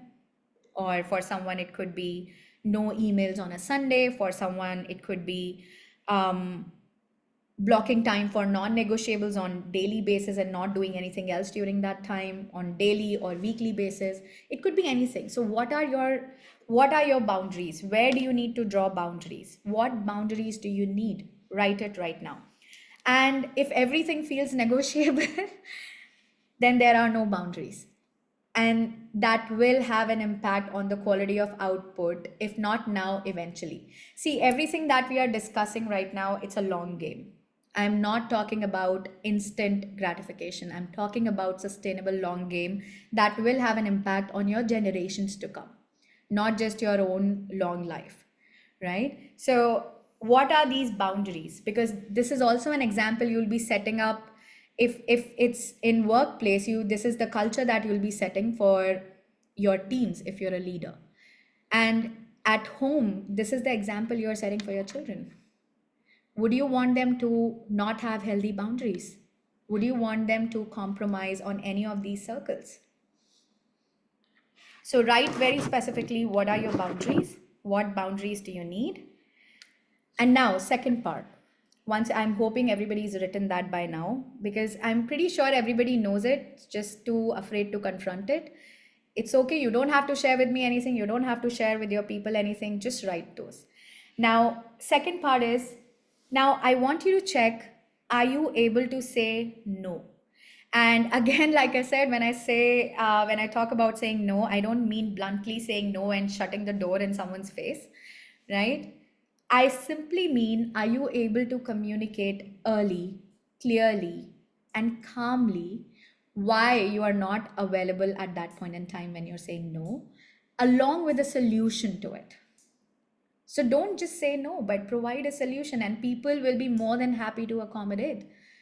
In fact, I have not known in my career or in my personal life when I have told people that I'm not available today and if we can do it eventually, I have never seen anybody judge me for that or reprimand me for that.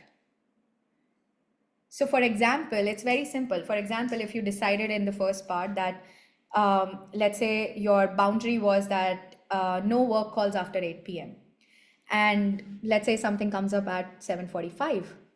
Now I want you to analyze, are you able to simply say, I am offline after 8 p.m., but I'm happy to pick this up tomorrow morning? Can we do that? Are you able to say this? I want you to analyze this for yourself. If you're able to say this, brilliant. If you're not able to say this, you need to work on this. You need to work on creating a win-win out of that situation. You need to work on telling that person, why is it not a good idea right now? And it's a communication skill. You just need to communicate adequately, right? Now, the third part to this, I want you to check for yourself your systems at work and at home, right? What do I mean by that is, are you able to mentor and delegate responsibilities? Are you able to mentor people and delegate responsibilities to them at work and at home, both? Are you able to ask for support or help at work and at home? So I want you to answer these questions for yourself. Are you able to do this? Are you able to mentor people? Are you able to delegate work to them? Are you able to ask for help, support? Or are you doing everything by yourself? Now, a very key element of superior leadership is, and everybody needs to understand this because we are trying to accomplish leadership across all these circles. When you try to do everything yourself, there is no scope for strategic growth. It's as simple as that. Because time is finite, efforts is finite, energy is finite. You need to take rest after that. But if you're trying to do everything yourself, you're not going to grow strategically. I don't know one leader who is not able to mentor people, who is not able to delegate successfully, who is not able to ask for support, help from his team, from outside of his team, anywhere. So successful leaders understand this key aspect very, very clearly, right? Now, you need to be able to equip people around you that you can delegate work to so that they can take up that responsibility. It might mean initial extra investment of time, but in the long run, it will free up your time for your strategic growth, for your strategic decision making. Now, this is as much true for leaders in office as much it is true for parents at home. Even with your children, for example, share and delegate responsibilities at home also with your children. Hold them accountable to fulfill those responsibilities. This will create the culture that you always want. It will not only make them independent, it will also save up a lot of your time as well. Do you have these systems at work? If no, then you need to work on building these systems. You need to build the ability to mentor, you need to build the ability to delegate, and you need to build the ability to ask for help. There is no shame in asking for help. And your relationships, by the way, become deeper with people when you ask for help from them. It's a very counterintuitive thing, but very, very true for human behavior. Now, guys, as you are answering all these three questions, I want you to calibrate and recalibrate without any shame. What are you able to do? What are you not able to do? Again, put it down on your paper. You're not going to share it with anybody but with yourself. And you need to know boundaries are like muscles, right? You need to build them consistently. It's not a switch that will just get turned on simply. So it's like muscles. You need to build them consistently. So write down.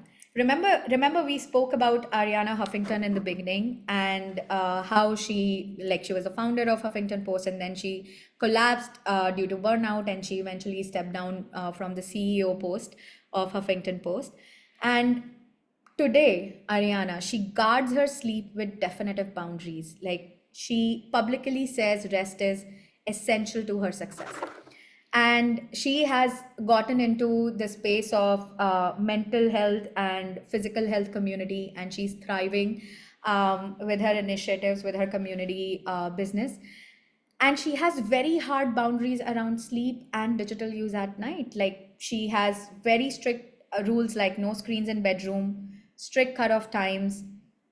And if you look at Ariana Huffington, she's a classic example of someone who was reeling in short-term success, and she suffered, and finally she's gotten to a point wherein she's attained long-term success as well.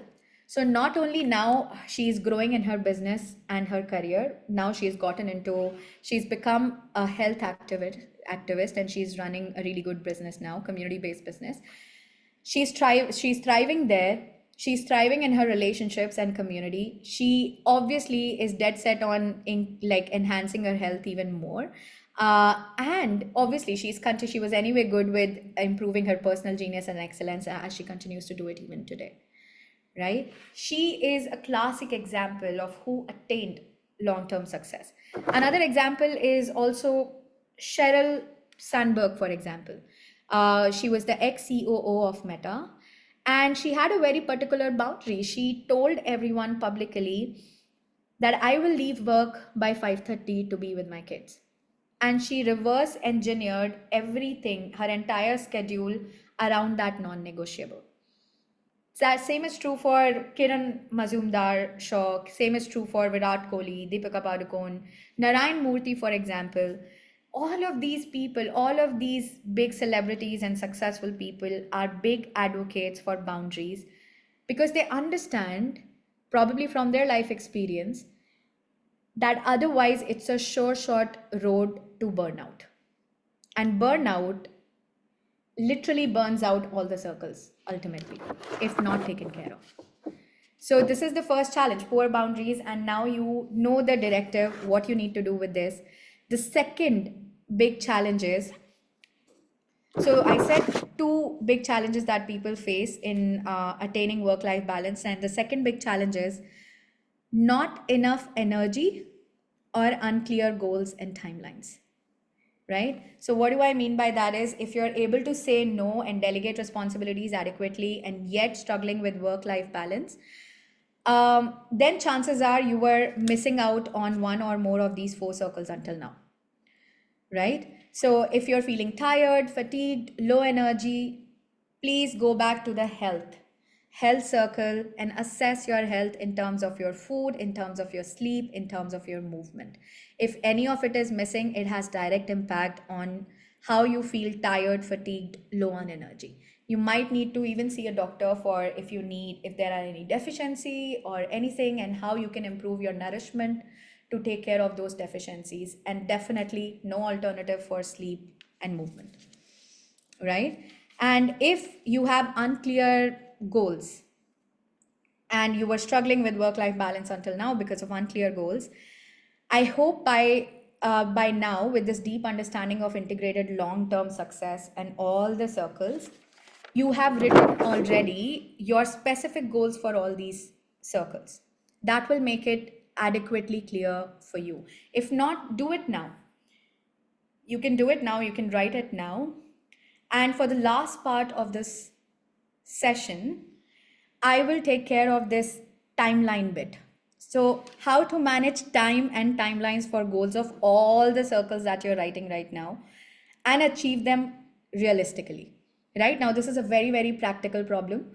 And I will teach you a very important practical technique. It's called 10 minutes commitment, or as Antno calls it, magic 10 minutes. Now, how it means, how can you accomplish many things in your life by just dedicating 10 minutes? Now, I learned this from my mentor, like I said, Anno Sola John, and he got this idea from his friend. So his friend was a soldier in Israeli army, and long time ago, uh, his soldier friend was telling him how soldiers sometimes, when they don't get to sleep during high tension situations, how they are trained to sleep for just 10 minutes. They would call it power sleep.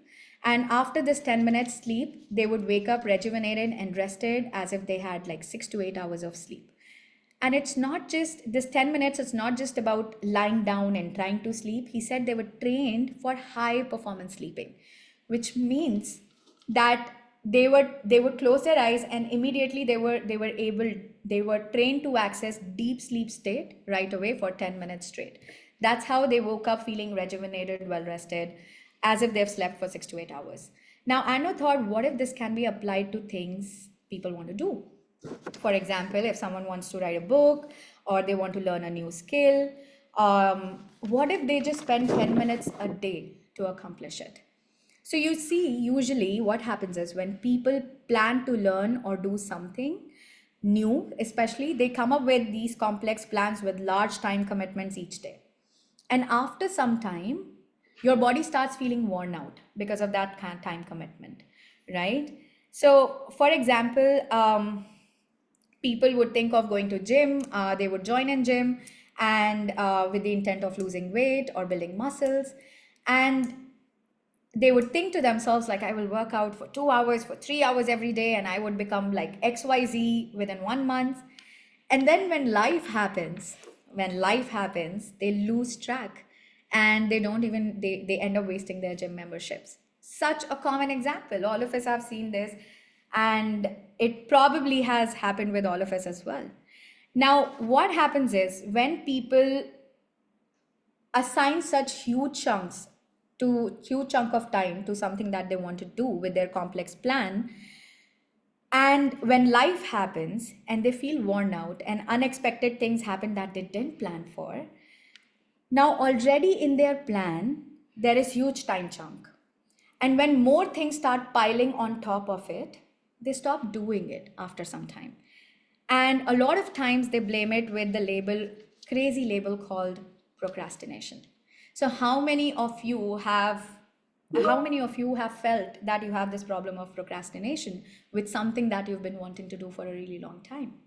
Now, what I'm proposing is reverse. What I'm proposing is the things that you've identified that need attention across all circles, the things that you felt you were procrastinating all this while, just dedicate 10 minutes every day for those things. Simple.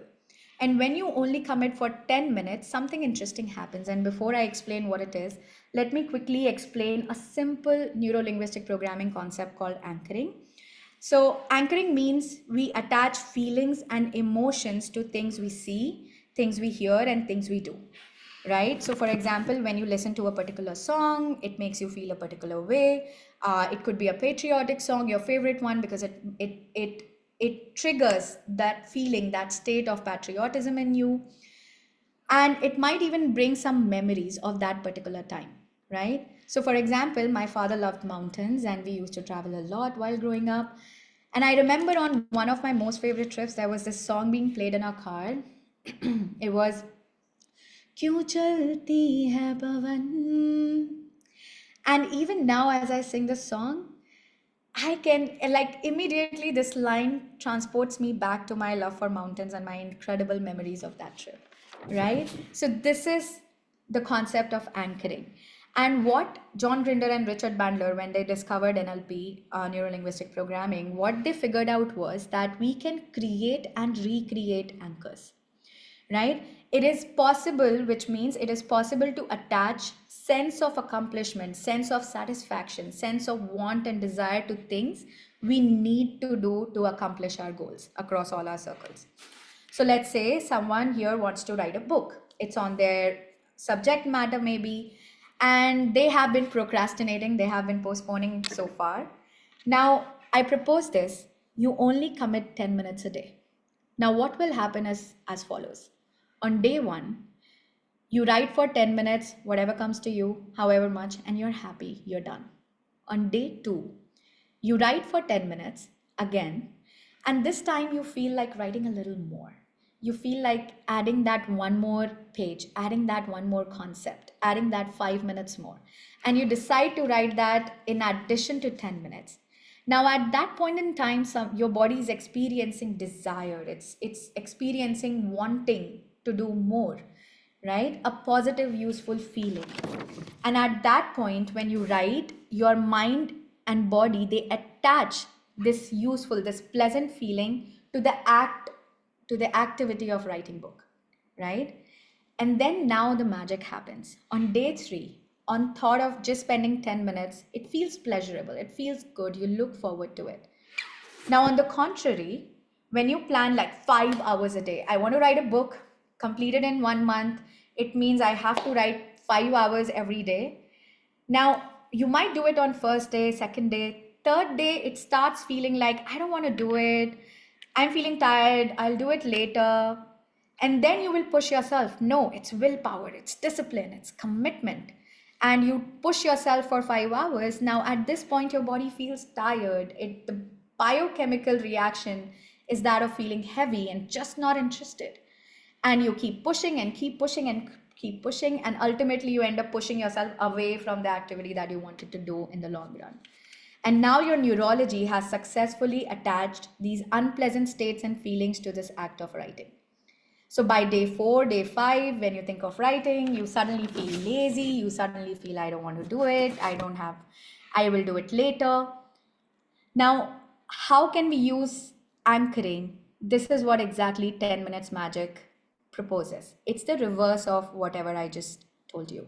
So simply commit 10 minutes, and at the 10th minute decide whether you want to continue or not. Now, one important thing to know, that this 10 minutes is going to be high performance 10 minutes, right? It means that nothing else in this 10 minutes. If you're writing a book, then you're only writing book in these 10 minutes. If you've blocked 10 minutes for writing emails, then it's just emails in these 10 minutes. If you're learning to play an instrument, for example, if you're learning to play bongo, then it's just you and bongo in these 10 minutes and nothing else. No scrolling, no social media, no YouTube, nothing. And of course, this 10 minutes is metaphorical, right? Like, you can change the scope of this minimum time commitment. You can extend it to making it 1 page a day, or you can make it 1 hour a week. The ideal thing is, it has to be small, it has to be convenient, that feels easy and light. And this small, consistent, easy commitment, it becomes avalanche in the long game. That is the idea of leveraging anchors. So I want you to quickly write in your blueprint, what new skill, what new habit are you going to commit to using this technique of 10 minutes that I told you. And you can also combine this with time blocking, right? Like time blocking is all the rage currently, with all the billionaires endorsing it. Now, time blocking, it's exactly as its name suggests. It means assigning fixed periods to all your non-negotiables in all your circles.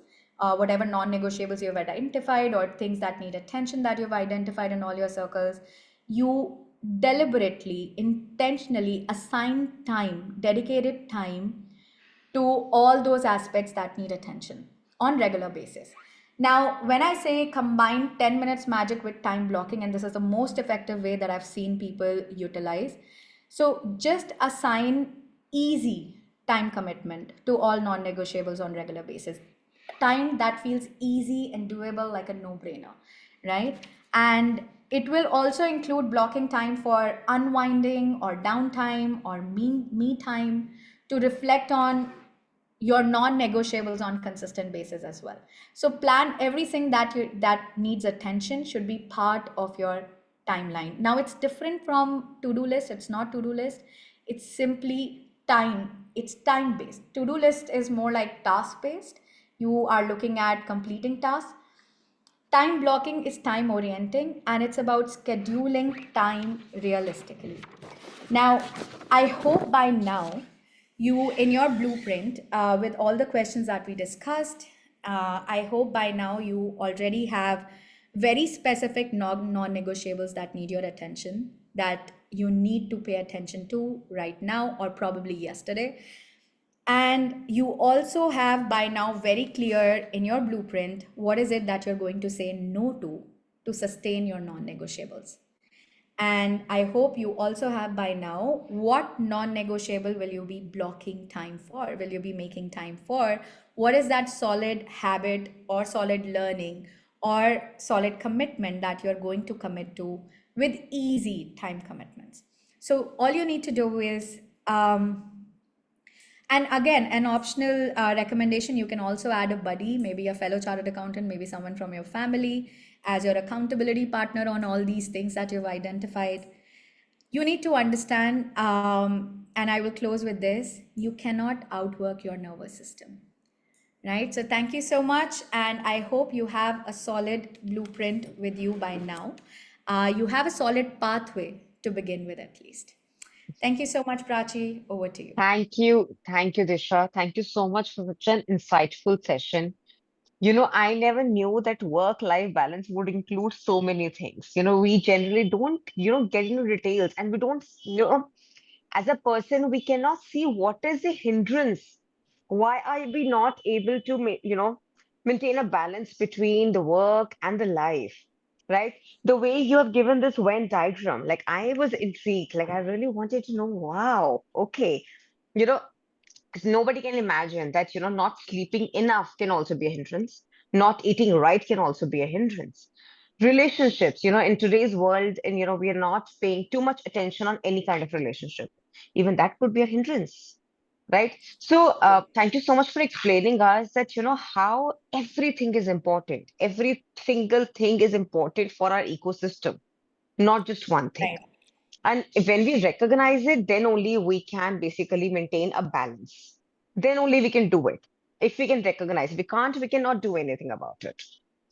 So, Absolutely. I have one question for you. So, Right. there is someone who has asked that, uh, all of this, what we have spoke about, that we had to identify ourselves, Right. with our lifestyles and the kind of work we do and everything. But somebody has pointed out something which I felt that, yeah, this could also be one reason. So he said that Mhm. how to manage the state of mind towards the people who are surrounding us. Sometimes, in that relationship and the community, although you discuss about it, but, sometimes people don't know how to manage it. Like, for example, you have a boss and maybe the boss is not paying attention to what you need and what is, and the relationship is just not working, right? But you have to work together. In those cases, how somebody can, ignore and go ahead? What is it, what kind of strategy or tool can be used in that scenario? Sometimes with the people that you're working with, you're not really gelling up well. I'll go back to the three-step process, Yeah. right? Now you want certain consequences to happen, right? You probably, for example, from what you said, you want your boss to listen to something that you're trying to point out. Now, this is the consequence you want to accomplish.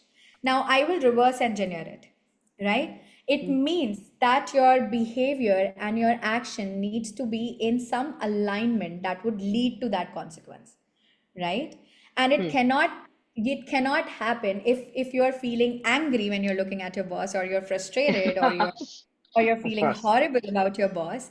In that state, there is no way you can take actions or decisions, or you can demonstrate a behavior that would lead to that outcome, right? So I would recommend people, so when people come to me and I help them, what we do is we develop state choice for them. Now, that is something that you usually need help with. It's not easy to do it on your own, but this is, if you are able to do it, this is the process for it. You look at the outcome that you want, and by with that, reverse engineer the three-step process. It means Right. that if for that you need to be behaving a certain way, right? And for you to behave in that way, you cannot go ahead with this feeling horrible or thinking that your boss is the enemy state, right? Right. And what helps in here is if you're working with someone, right, and you want to enhance your relationship with that person, I encourage you to look at what are the genius aspects of this person. So it is possible that you do not like XYZ things, but I'm pretty sure there are Like at ABC least one things. thing, yeah. There will be One or two some, things. Yeah. yeah, there will be some spark of brilliance. And if Hmm. this person is most likely your boss, it is, I honestly feel it's very rare that your boss is going to be a complete fool and he would not know anything under the sun and would not have any single talent either. Right? Hmm. Hmm. If you are Hmm. in a state that you feel like that, I would encourage you to get to like break out of that state first, maybe do some physical workouts so that your endorphins are flowing, get out of that state, and then look at what is that spark of brilliance in this other person, what is Hmm. that genius trait. What this allows you to do it gives you that window wherein you're able to appreciate the other person as well, and it will give you that window frame, that time window wherein you can build a certain relationship, a certain foothold in your relationship with that person on a resourceful note, So I, right? if I might say that finding goodness in someone for your own mental peace. Yeah, for not just for mental peace, but I would go ahead and say when you identify that spark of brilliance, Yeah. I would be, if I'm identifying some spark of brilliance in Prachi, I would be curious, how can I learn this? Yeah. Right? Yeah. Yeah. It's a And very, very, very automatically it important gets better. aspect of personal genius, Yes. right? Yes. Yes. And when that happens, when you have found that spark of brilliance and when you're curious about that aspects, you might be mad about 30 other things, but even if you found that one spark of brilliance, it gives you that window to do something different with your relationship. And that can Absolutely. become your pathway to a different consequence that you want to go after. So reverse Absolutely. engineer and forward engineer together to understand the relationship in depth. Right. Right. So I hope this was the member who asked this question, and I hope, yes, I hope yeah, that's it's clear. clarified, and this thing. So I think just to summarize what we have discussed so far, and what this thing is that to manage work-life balance, it's all about intentionally organizing your time, energy, priorities, both professionally and personally, both without getting burnout or constant stress. Is that right, Isha? Am I right? Absolutely. And for that, And you need to have few tools. Yes, please. and like we discussed in all the questions, it would not feel overwhelming that, oh my god, I have to balance like four pathways to success across all four circles together, right? When it's Yeah. done adequately with adequate Yes. capability, it feels natural. Absolutely. And then there are just few steps that we need to take care of mind is that, set your clear boundaries. You need to know what are your boundaries, what are your working hours, what are your, boundaries at home and with your friends, with your family, whatever. Prioritize yourself. You have to learn to say no, because if saying yes to everything is making your life imbalanced, then you have to be very stringent about saying no. You have to Yeah. schedule your personal time. You have to practice time management, take breaks, delegate. Don't take everything on yourself. Invest in Ask your for help. physical and mental health. Ask for help. Of course, you have to be very vocal about it. There is no shame about it, asking for help, if that makes your life easier. Invest in physical and mental health. Reevaluate yourself regularly. See what is priority for you. Look at your routines and everything. Have a supportive environment, and of course, one point, I don't know if Disha would agree with me or not, let go of perfections. When we Oh, are of in course. the search of perfections, that is where everything starts falling off. Sometimes, not all the time, Of but course, sometimes, of course. yes. So you beautifully summarized everything, Prachi. And like you said, let go of perfection. That is a very key element of the technique that I Yeah, shared in the end, right? yeah, Like only assign very small, start with small, easy, light time commitment to whatever is it that you want to master. And when people start procrastinating, when they start running after perfection, like I yeah. have to write 50 beautiful pages today, and only then it means I've done a good work. That is what comes in the way of them accomplishing even small achievements. Absolutely, absolutely. Thank you so much, Disha, for your time. I'm sure it was insightful for many, and I'm sure for many, the life would change from today onwards. Everybody, in some way they got help and support, and they can make their life easier and better for Absolutely. themselves and for everybody around them. Because Absolutely. this is the need of the hour. We all need to learn this. So it was absolutely my pleasure, and I tried, and I know I'm very much aware of the fact that I tried to teach a lot of concepts, a lot of things within Yeah. this 80, 90, 100 minutes of session. If you have more questions, if you feel there is something that you need to discuss, feel free to write to me. You can write to even ICI, and I'm pretty sure our team will share it with me, Yeah, and they I will will forward it to you. explain Yes. things to you. Thank Thank you you so so much. much, Disha. I would also like to thank all the members who joined us today, gave their time, and been here like constantly for the entire session. They were also interacting with you whenever you asked them questions. We were getting the queries. It's yes, I know whatever they felt like, right? I would also like to thank the chairman of the committee on promoting work-life balance, CA Sharia, and Vice Chairman CA Sridhar Mupala, who took this initiative to organize this, and of course, the secretary of the committee. CA Priyamvada Chabra, and most of all, the Institute of Chartered Accountants of India for taking this initiative and helping out everyone for this. Thank you so much, everyone, for joining in. Thank you so much to you, Prachi. You were my Thank you. only constant. It was like I am giving this particular session to you. So thanks for being there with me fully. And thank you so much, Priyamvada. Thank you so much, Thank you. entire committee. And I'm looking forward to many, many such initiatives. For Thank you so much. We'll see you soon for sure. Thank you. Bye. Take care. Okay. Bye.